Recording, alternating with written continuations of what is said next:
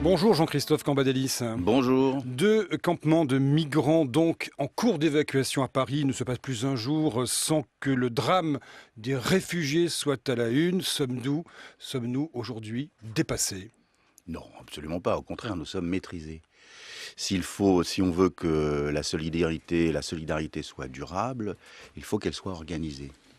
Et donc, il faut être capable à la fois d'accueillir et de faire en sorte que les migrants soient dans des lieux acceptables par eux et par nous. Ouais. Donc il y a un travail qui est fait en amont pour pouvoir les accueillir dans de bonnes conditions. Vous avez vu ce que dit Viktor Orban, le Premier ministre hongrois, dans le Figaro ce matin. Il explique que discuter, je le cite, de quotas aujourd'hui, c'est une invitation pour les migrants. Vous lui donnez tort? Oui, je lui donne tort parce qu'il est sur une position anti-solidarité qui ne correspond pas aux valeurs de l'Europe. Mais ce n'est pas la première fois. Monsieur Orban a souvent eu des positions xénophobes. L'opinion est assez en phase avec ça. Oui, L'opinion des Européens. L'opinion hongroise est en phase avec ça, mais c'est pas parce que Pas chez nous. l'opinion, elle évolue. C'est pour cela qu'il faut être organisé. Elle est capable d'être dans la très grande solidarité. Moi, je parcours la France en ce moment et je vois qu'il y a une très grande solidarité. Mais en même temps, elle se dit, il faut que les choses soient faites, qu'on fasse en sorte qu'on puisse accueillir dignement les migrants. Très grande solidarité, mais le Front National en a fait un thème de campagne. Ça marche, Jean-Christophe Cambadélis?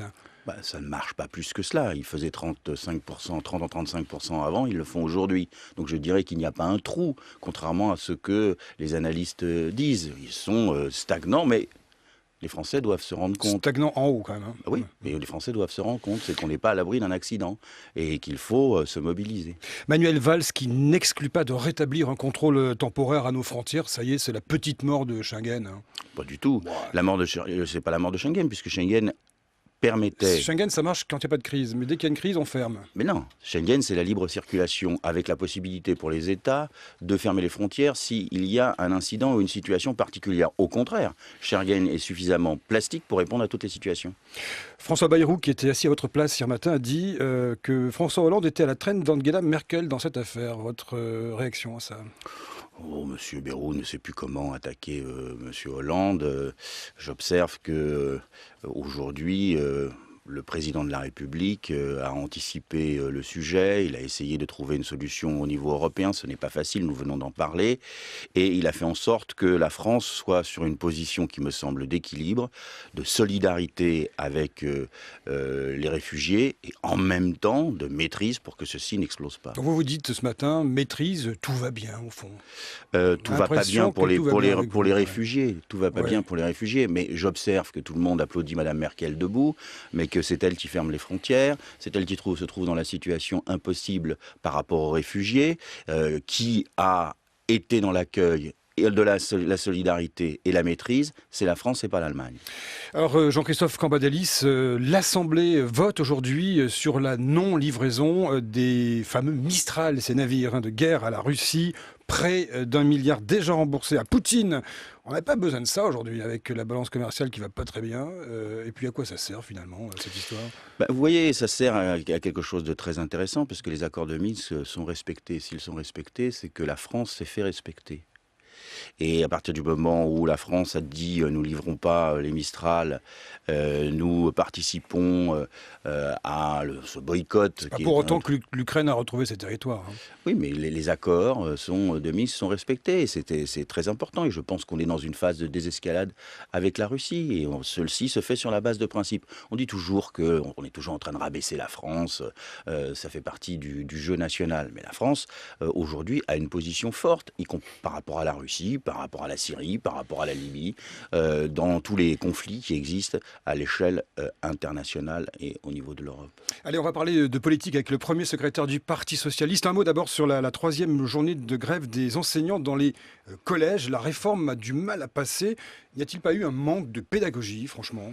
Non, je pense pas. Aujourd'hui. La réforme s'applique, elle pose un certain nombre de problèmes et je pense que le gouvernement a eu raison à la fois de maintenir sa position y avoir d'une souplesse dans la discussion avec les organisations syndicales et les enseignants.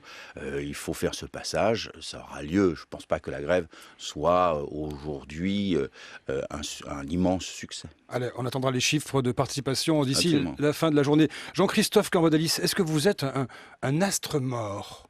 Pourquoi ? Vous savez pourquoi je vous pose la question? Parce que c'est Dominique Strauss-Kahn qui a dit ça le jour de la conférence de presse de François Hollande. Il était en compagnie d'une quinzaine de blogueurs au Kremlin Bicêtre en région parisienne. Il a dit du moins, ce gouvernement navigue à vue, il n'y a pas de vision et le PS est un astre mort.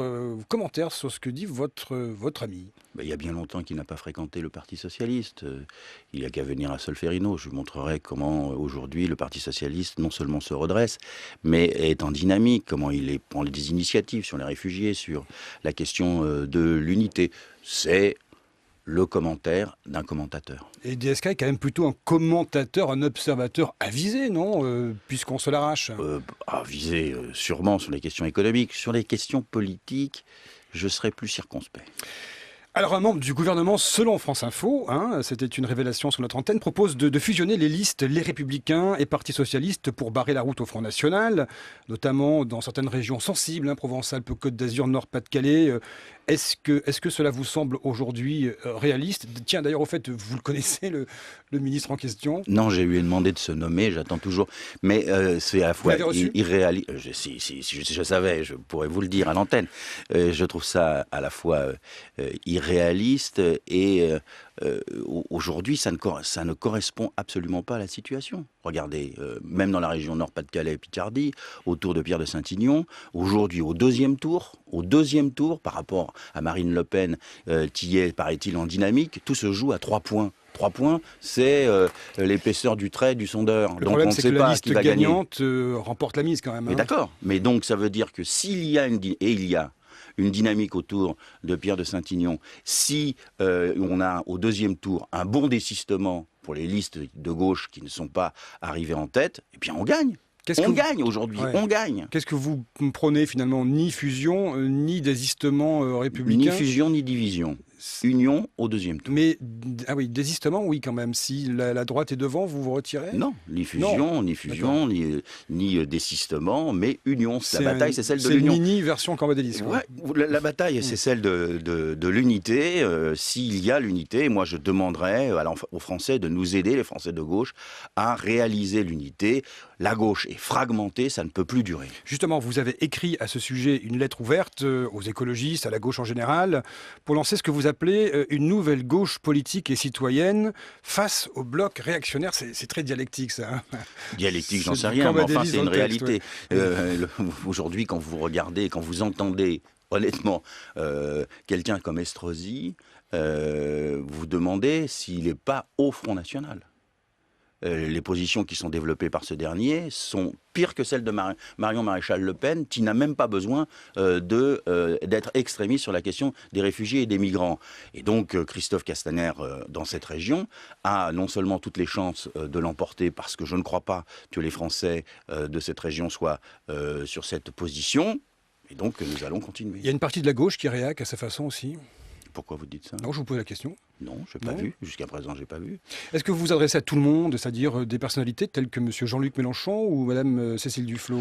Je ne m'adresse pas aux appareils ni à la gauche de sommet. Je m'adresse à l'ensemble de la gauche, des gens et des hommes et des femmes qui font la gauche aujourd'hui sur le terrain. C'est à eux que je m'adresse. Parce que c'est eux qui sont punis par les querelles de sommet. Et il y en a marre de ces querelles de sommet entre Jean-Luc Mélenchon, Cécile Duflot et telle ou telle autre personnalité. La question qui est posée aujourd'hui, c'est face à cette montée du Front National et cette droite qui se droitise, que l'ensemble de la gauche se rassemble. Voilà ma position. C'est-à-dire qu'elle vote pour des listes socialistes ou alors plus largement pour tout le monde à gauche, mais il faudrait que tout le monde s'entende. Ben moi, je suis donc pour ça que tout le monde... revient aux querelles de personnes. Je suis pour... Oui, mais il y a des querelles de personnes parce qu'ils sont tous candidats à l'élection présidentielle.